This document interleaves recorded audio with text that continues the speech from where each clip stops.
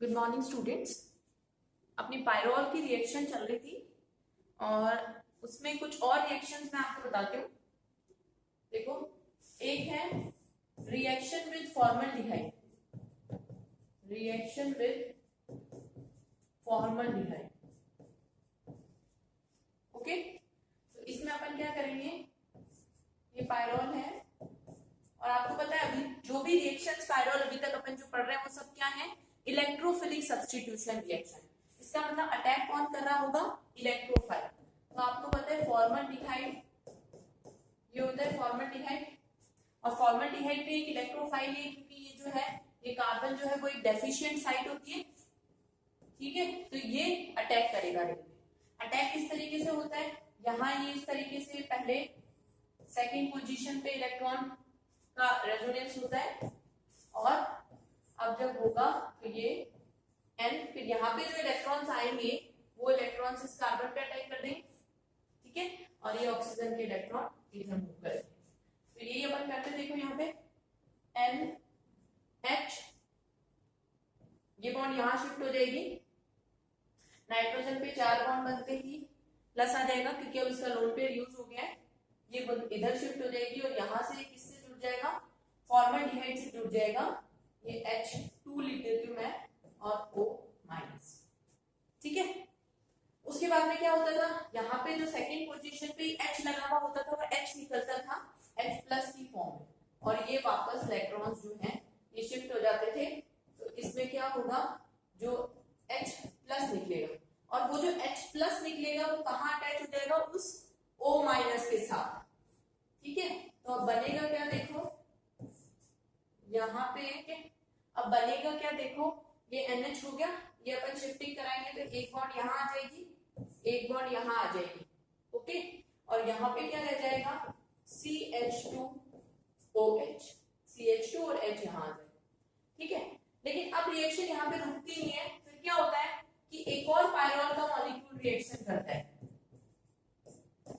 और वो पायरोल का जो मॉलिक्यूल है वो किस तरीके से रिएक्शन करता है कि यहाँ पे जो H लगा हुआ है और जो ये OH है इससे निकल जाता है H2 और दो पायरोल्स की यूनिट्स जो हैं वो जुड़ जाती हैं। ये NH है, यहाँ पे जब H2O निकला तो CH2 रह गया और इधर की तरफ से भी ये जो है दूसरा पायरोल जो है वो जुड़ गया। इसे बोलते हैं डाइपायराइल मीथेन,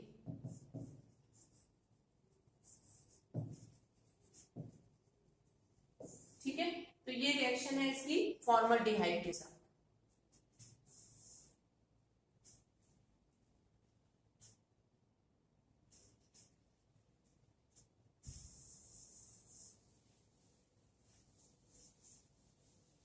ओके, अब अपन देखेंगे इसकी reaction, reaction with maleic anhydride, reaction with maleic anhydride,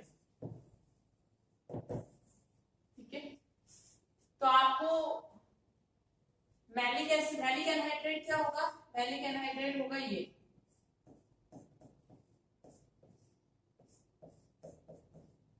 ये होता है मैलिक एनहाइड्राइड। इसकी रिएक्शन अपन किसके साथ करा रहे हैं, पायरोल के साथ, पायरोल की रिएक्शन करा रहे हैं मैलिक एनहाइड्राइड के साथ, ठीक है। तो रिएक्शन उसी तरीके से होगी, देखो ये यहाँ से शिफ्ट होगा, ये बॉन्ड इधर जाएगा, इधर जाएगा, यहाँ पे जो इलेक्ट्रॉन्स आएंगे वो इसके इस कार्बन पे अटैक करेंगे, ठीक है, इस डबल बॉन्ड पे अटैक करेंगे और होगा क्या, देखो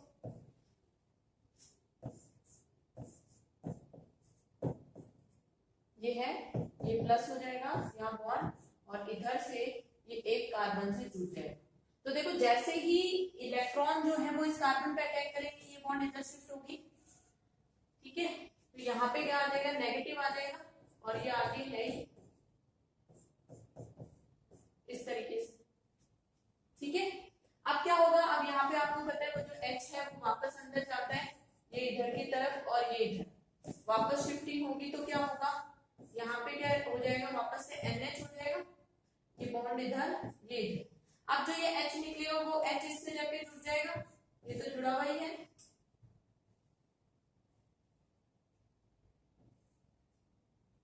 ठीक है। अब क्या होगा, ये जो H निकला है वो इसके साथ जाके जुड़ जाएगा, और ये क्या हो जाएगा, ये इस तरीके से मैलिक एनहाइड्रेट के साथ रिएक्शन होगी। ठीक है, उसके बाद में आप क्या कर सकते हो, आपको पता है एनहाइड्रेट जो होता है वो वाटर के साथ बहुत जल्दी रिएक्ट कर देता है और वापस एसिड बना देता है। तो आप इसकी फिर H2O मतलब इसका हाइड्रोलाइसिस अगर करवाओगे तो ये खुल जाएगा। देखो इधर की तरफ देखो, ये H2O के साथ जब आप रिएक्शन कराओगे तो ये एनहाइड्रेट का बॉन्ड टूट जाएगा और वापस क्या बन जाएगा, एसिड बन जाएगा, क्योंकि एसिड से ही तो बनता है एनहाइड्रेट वाटर निकल के। ये आपको पता होना चाहिए, एसिड से ही एनहाइड्रेट बनता है। तो यहाँ पे क्या होगा, इधर भी एसिड बन जाएगा और इधर भी वापस एसिड। अब देखो अगर मान लो H2O निकल जाए, एक H और ये OH, तो वापस एनहाइड्रेट बन जाएगा, ये ऑक्सीजन दोनों जगह जुड़ जाएगा। तो H2O निकलता है तब तो एनहाइड्रेट बनता है और H2O जुड़ जाए तो वापस एसिड बन जाता है। तो ये फाइनल मैलिक एनहाइड्रेट की रिएक्शन होगी। ठीक है,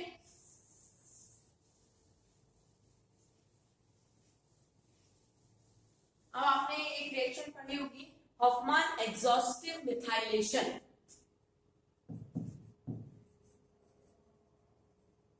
हॉफमान एग्जॉस्टिव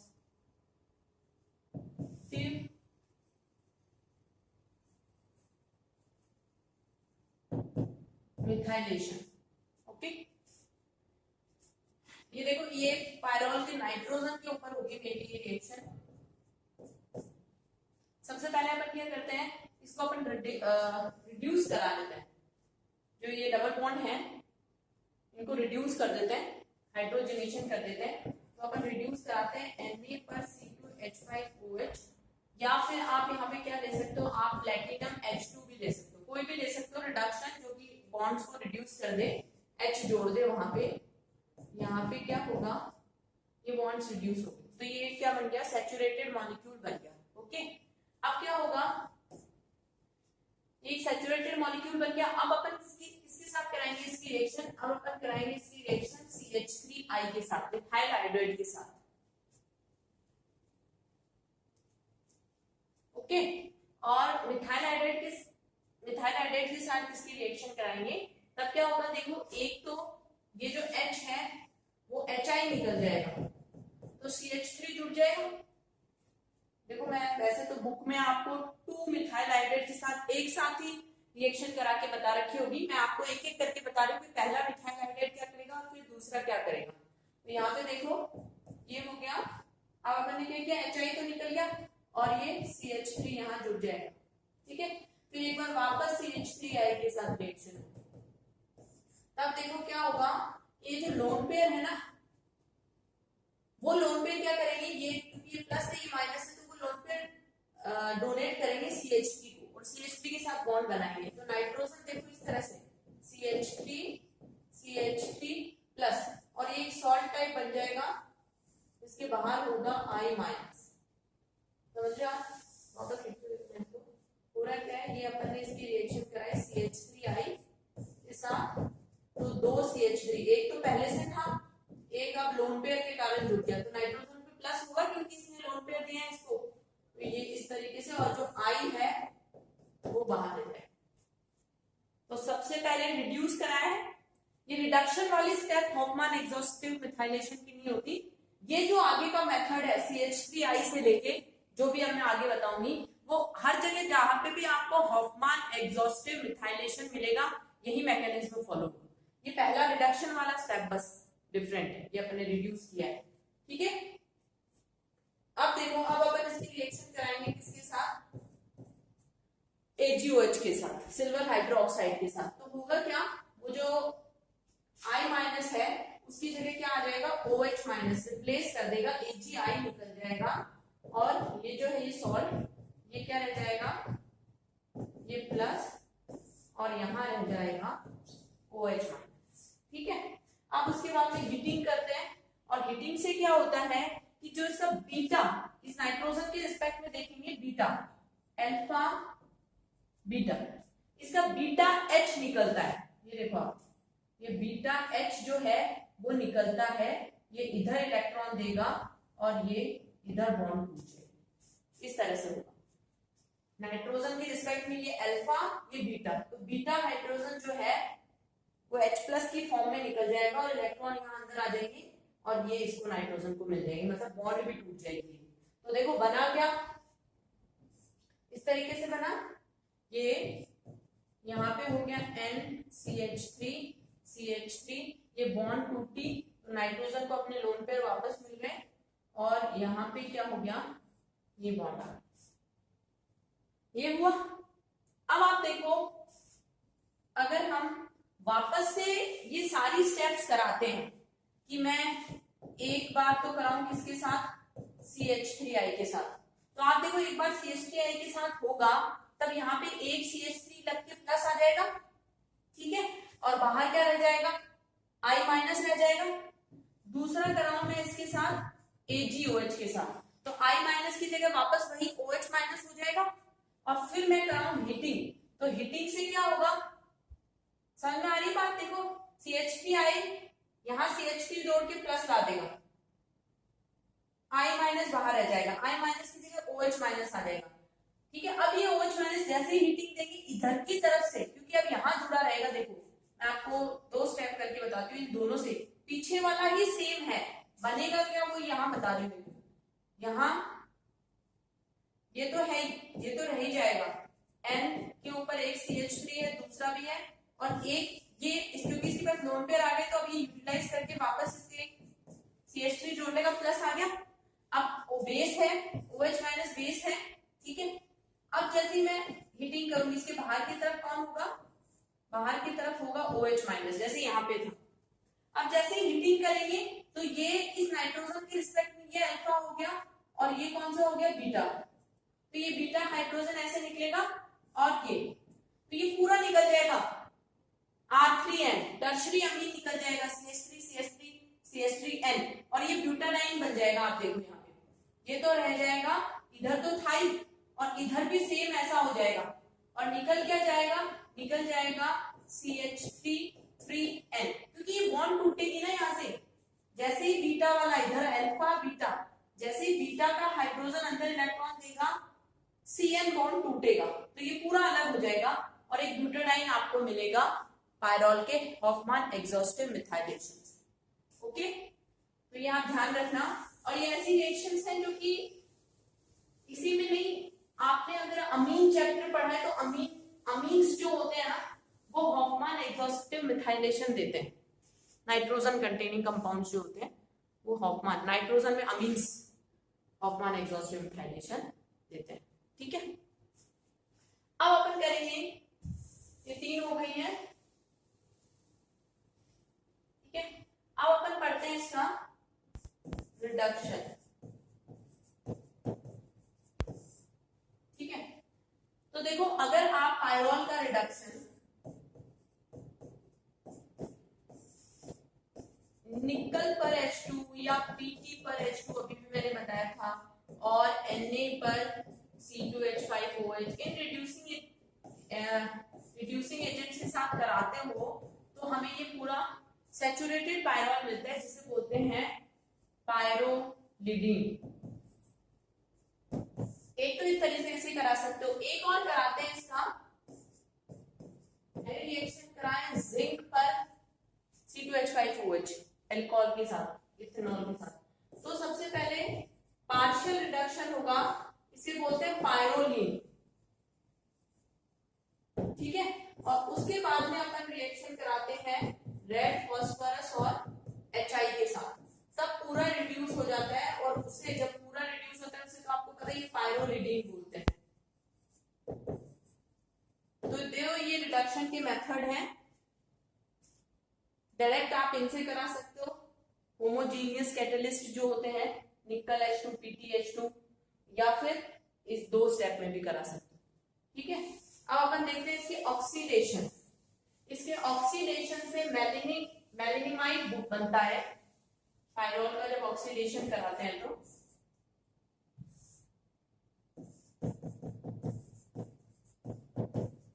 ऑक्सीडेशन, ठीक है। ऑक्सीडेशन अपन कराएंगे CrO3 सोडियम ट्राइऑक्साइड और H2SO4 के साथ, तब जो मॉलिक्यूल बनेगा वो होता है ये होता है मेलेनी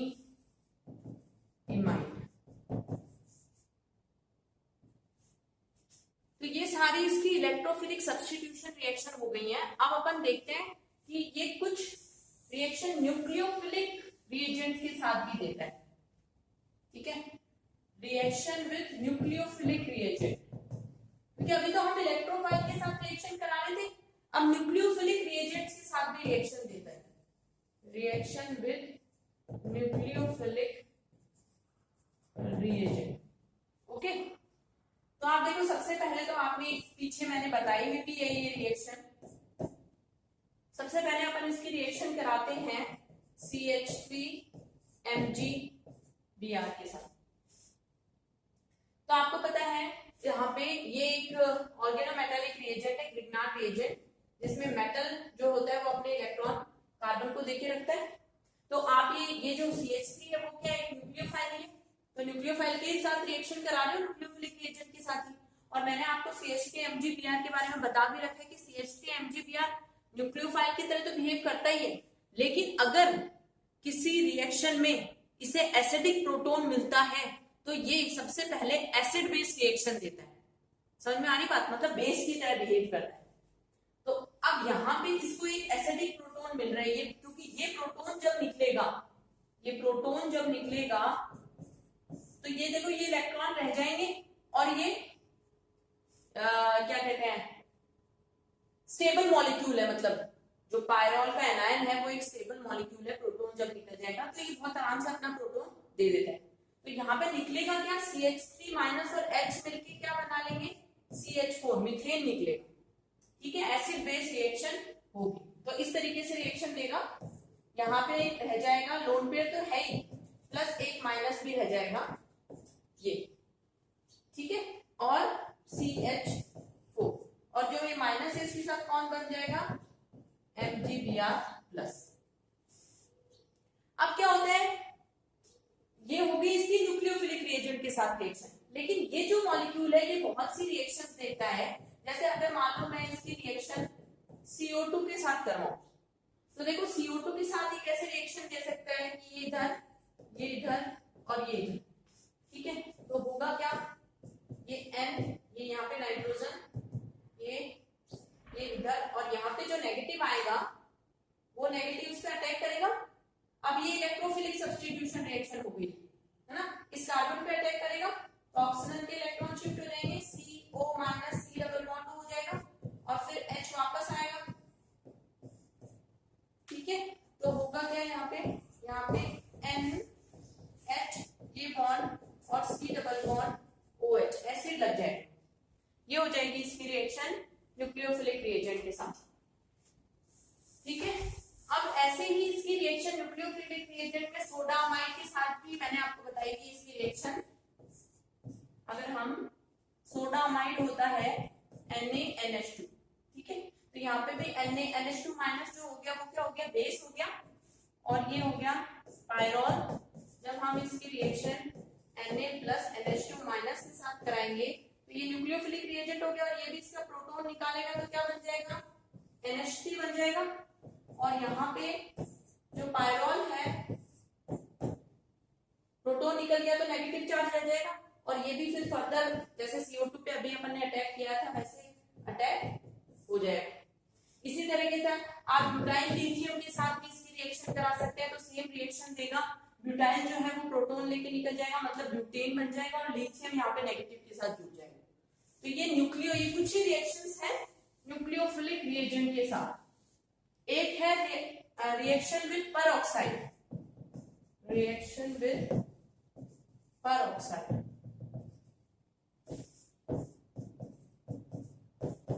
यहाँ पे देखो परऑक्साइड होता है H2O2, तो इसमें दो तरह के मॉलिक्यूल बनते हैं, एक तो ये और एक बनता है ये। अब इसमें देखो आप 1 2 3, तो ये तो होता है 3 पायरोलिन, है ना, 2 ऑन, 2 पे कीटोन है, 3 पे जो है इसका डबल बॉन्ड है, और ये वाला होता है जैसे 1 2 3 4, तो 4 पायरोलिन 2 ऑन, ओके।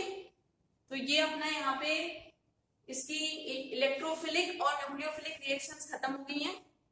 नेक्स्ट लेक्चर में अपन फ्यूरीन चालू करेंगे। Thank you.